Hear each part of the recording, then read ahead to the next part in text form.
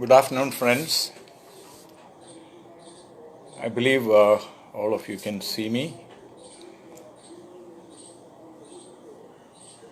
First of all, let me thank Professor Ashwani Kumar, Mansi Dhanraj Shetty, and the whole team behind this Poetry Live in Kitab Khana and Indian Novels Collective. I was feeling how we are deprived of the beautiful Delhi summer, Delhi spring, which is a small window. It's about 3 weeks, and it began with the spring equinox on the 22nd. And we have the lockdown from the 23rd. The mellow sun outside, the beautiful greenery, and I have right across my balcony a mulberry tree full of crimson and purple fruits. But there is not even a squirrel to come and enjoy the fruits.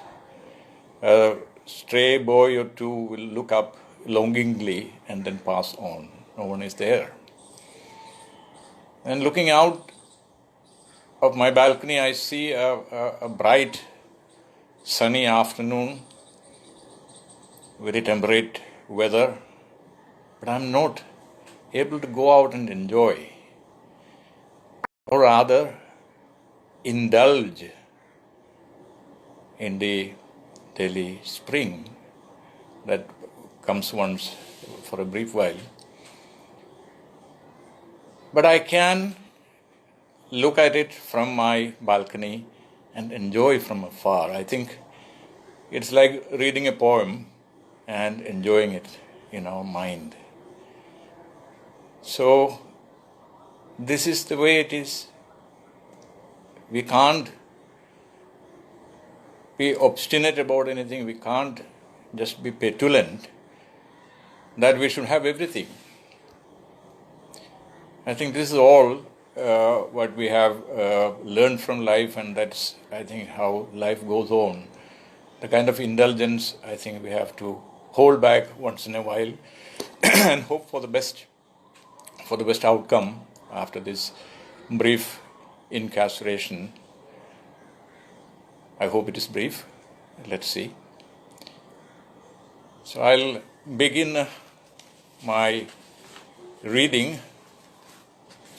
The first poem I'm going to read is titled Concentration.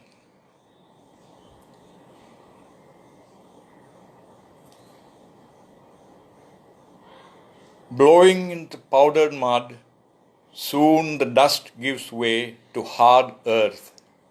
So does bran to rice, or the air on a close-cropped head of a child to the white scalp skin. The ephemeral is always ready to part, revealing the permanent. The waters of the Red Sea parted, offering the hard seabed to Moses and Aaron and the Israelite hordes to pass and enter Sinai. The everyday you part and yield, you with a capital Y. Then begins the telecast, unlimited.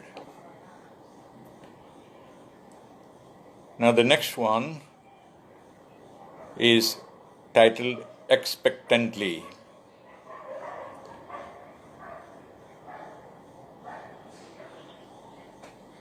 This is an old poem. Many of you know that I was in Libya for a while, and I remember a journey from my home base Ajdabia in the south to Benghazi. It's about 200 kilometers. Expectantly. An overcast sky, a strong cold north wind blowing down from the Mediterranean, heading north along a happy-go-lucky road at 180 kilometers an hour, the turmeric terrain of the Upper Sahara, punctuated with stunted olives, eucalyptus, and lesser smudges of dark green. Straggling shrubs hopeful to make it to the future. Small flocks of sheep and a precious goat. Road signs with a picture of a camel. But what's here? The intermittent tattered patches of green. Grass sprouting at first rain, expectantly, as if they were waiting with bated breath to be tapped on the head by pit-pat raindrops, calling out to them, rise.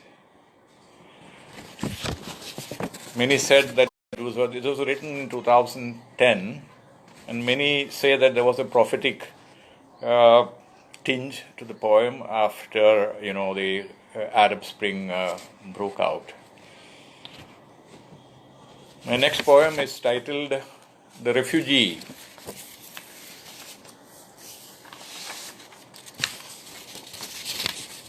This is about a man who was terminally ill.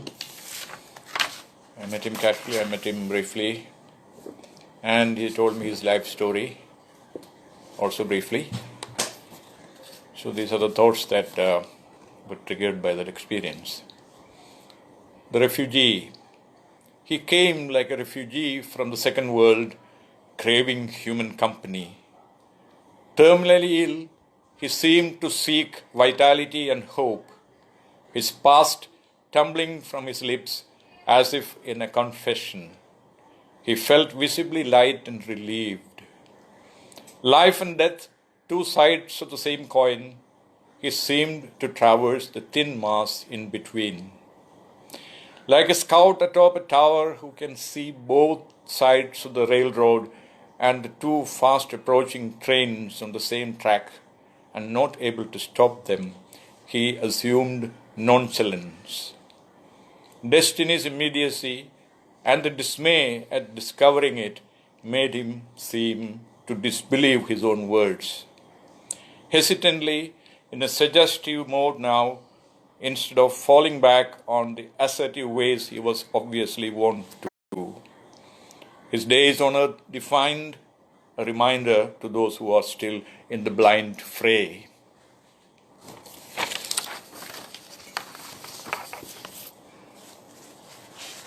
The next one is a light one, or as you can see, there is something more than that also. This is about, again, my own experience, and also underlying it is the story of Saint Francis of Assisi, who used to address every living and non-living being brother and sister. And there's a little story I'm going to tell about a prayer that will come at the end. I'll tell you at the time. So the poem is titled The Miracle of the Flies. The Miracle of the Flies. Sitting down to meditate, flies alighting on the tip of the nose, nostrils, between the eyelashes, inside the ear, right on the center of the brow. So this is meditation. But if you do not grow impervious to flies and other such things, how are you ever going to get one-pointedness? Should you have been distracted by these tactile marauders? All the big sins are attached to the skin. Better learn continence of the sense of touch. What better opportunity than this to go beyond the skin? You command away from the consciousness anything that intrudes and keep the inner peace. You could also hold at bay the sandstorms very much like Mother did the diluvial rains and screeching banshees of thunderstorms through her prayer of the sepulchre. This is called Kaldara Japam. And this is a prayer believed to have been used by the early Christians, which would yield magical effect. When my mother used to recite it when torrential rains and thunder came, they subsided. That's my experience. So the prayer of the sepulchre, she chanted to magical effect. If only I could work this ban on the flies. Suddenly the flies were no longer on my face. All left immediately as if reading my thoughts, forming like dark rain clouds right beneath the skin of my forehead. But this miracle was short-lived. They all returned in ones and twos. So now I hail them like Brother Francis did. Brother fly, sister fly, don't you see I'm meditating? Can't you use another convenient perch like the chair, tabletop, or even my laptop? Leave me to my world of self-identification with the creatures of this universe in infinite compassion and brotherhood. Yes, of course, you included. My next poem is titled Coping. Coping. The sparrow was lame on one foot, in the sand pecking, perhaps. Lone, neglected, it sat at the edge of the puddle from the public water tap, weighing options. Finally plunged in, had a cool dip to assuage the Delhi summer. A few frantic playing of wings later, it waddled on and hoped ashore, limped a few steps, hauled itself atop a stump, then managed a vertical flight to a lone branch. Suddenly from nowhere, 3-4 sparrows converged onto the huddled figure. She flew away startled and found sanctuary in the dense green foliage of a mulberry tree. And flitting from branch to branch, preening herself madly all the while, she tried to ward off partial amnesia.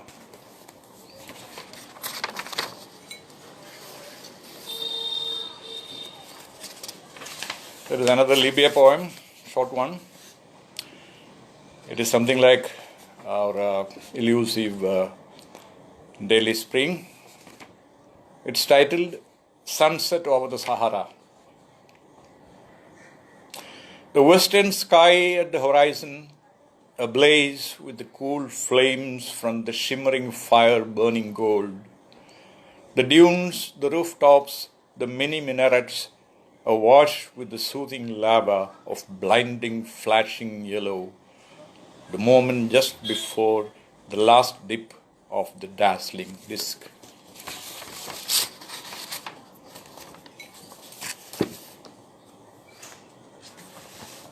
This is a Delhi poem, recent. This is titled Galip's Haveli in Balimaran Road.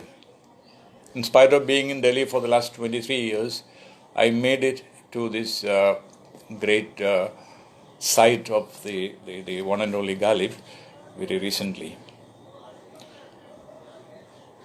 The timeless poet shares his home now with a shop. Never mind, faring better than many of Delhi's beloved bards who upheld the Ganga Jamuni Taqseeb and yet have left no earthly trace. One can only gaze around at the relics of his life with a lump rising to one's throat. Such exalted conceits, wordcraft, humor, unbending sense of honor bruised by history's nasty turns, perpetually in debt, yet never perturbed in his angelic self. Homeless, ever roaming in spirit, he would have little value for a majestic dwelling place like this. He would even forgive the garish facelift to his long lived-in one-time quarters. He knows these and the countless tomes churned out about him are well-meaning attempts to keep his memory alive. He would even forgive this my lame verse in his name.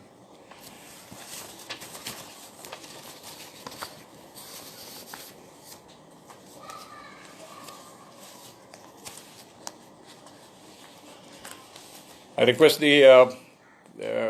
request Mansi to tell me when it is time to stop. The next poem is Being. It is a self-reflexive poem. Lying diagonally in the wide bed, vaguely listening to the early morning sounds of bird chirps, an occasional car horn, against the soothing murmur of the slow falling rain, the fan swirling above at tempest speed, smugly detached from the blasting past and the mirage smile of the future. 66 years of struggles and joys, blood bonds close to the heart, all suddenly a big void.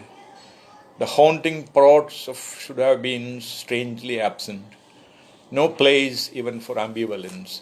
Each individual path fading into the fog horizon at different directions. Somnolence spreading like a blanket, inducing weightlessness. Like a kite cut loose, the mind hovering around consciousness. Life's drama unfolding before the inner eye.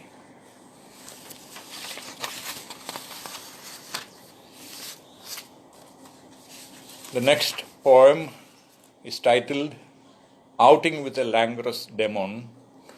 It's a conundrum. Please listen to it. Try to find the meaning of it. Don't go by names and forms, that's all I can tell you. He is the most suave and alluring presence when you are under his influence. His syrupy of speech, smeared all over with unguents, his features so smooth like a flowing river. Rotund, plumb-limbed, he cushions you against his person most intimately. Once in his embrace, although you like to separate and flee, you cannot. You begin to enjoy your sweet immobility far too long that you don't realize how far away from home you have drifted, clinging to him, stuck in his armpit like an old carpet bag. Carried away by the scent of his perfume, you close your eyes in a half reverie. By and by, lethargy creeps in. You slowly discover that the scent has turned into a horrid stench. You realize you have moved far away from home. Perhaps you can still see the faint glow of the lamp at the window. This is when you remember to wriggle out of his grip. Don't worry, he won't resist. He has had his fill of you for the time being.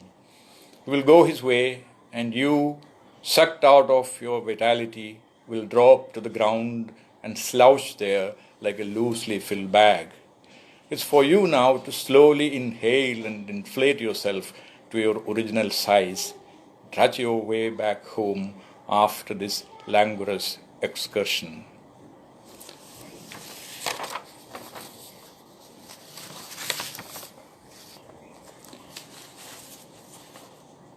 The next one is titled Fireflies. It's a short poem. Fireflies. I'm watching the fireflies blinking and streaking past like thoughtlets coming to me. Before claiming them as my own, much less than catching the fireflies, I watch myself going into the motions of snapping at them with my hands. No question of possession or rejection. Another one is a short poem again.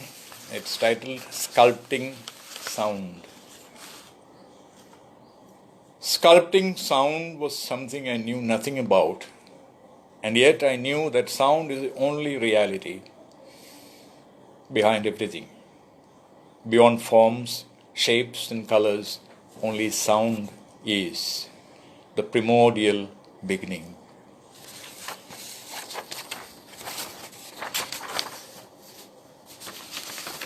The next one is one of my favorites. It's titled Shurpanakha.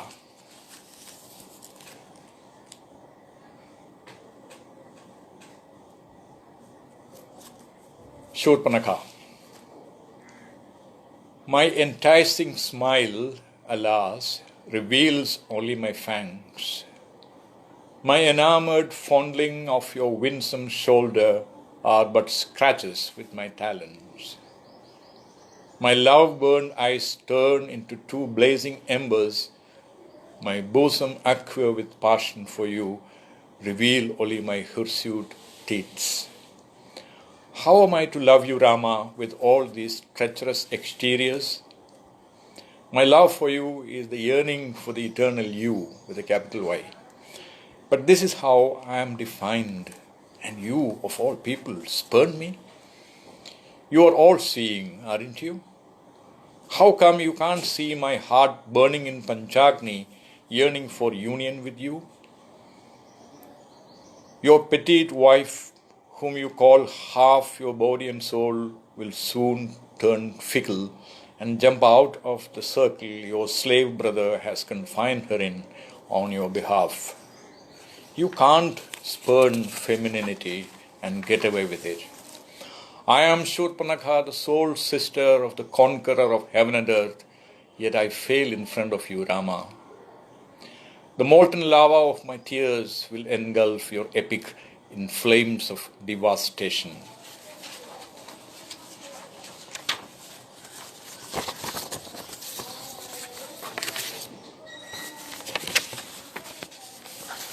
I have a couple of poems more. And, the next one is also a very small one. It's an old one titled Living Others' Lives. It's a week since we returned. This week will slip into the next and several others. Yet the dust on the marble floor, the cobweb in the corners, the mouldy smell of the rooms not in use for long will remain as they are, for we are not the residents here. Only preoccupations, obligations, and tasks live here. Time is retailed, packed and labelled, favouring each demanding customer. Time to eat, time to mate, time to sleep, we never have enough. Forced to live others' lives, dream others' dreams, we remain.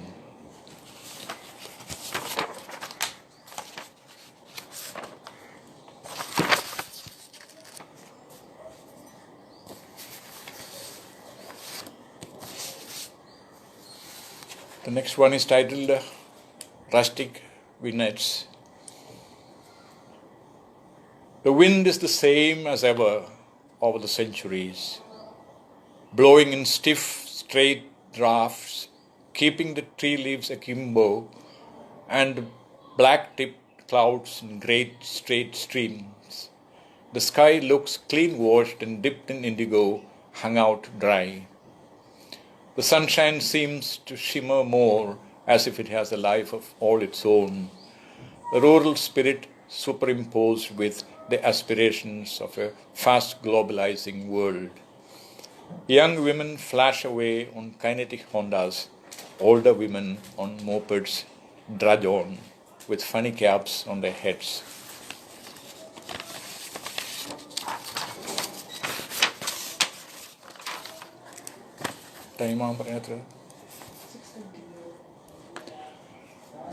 Now this is the last poem I'm going to read.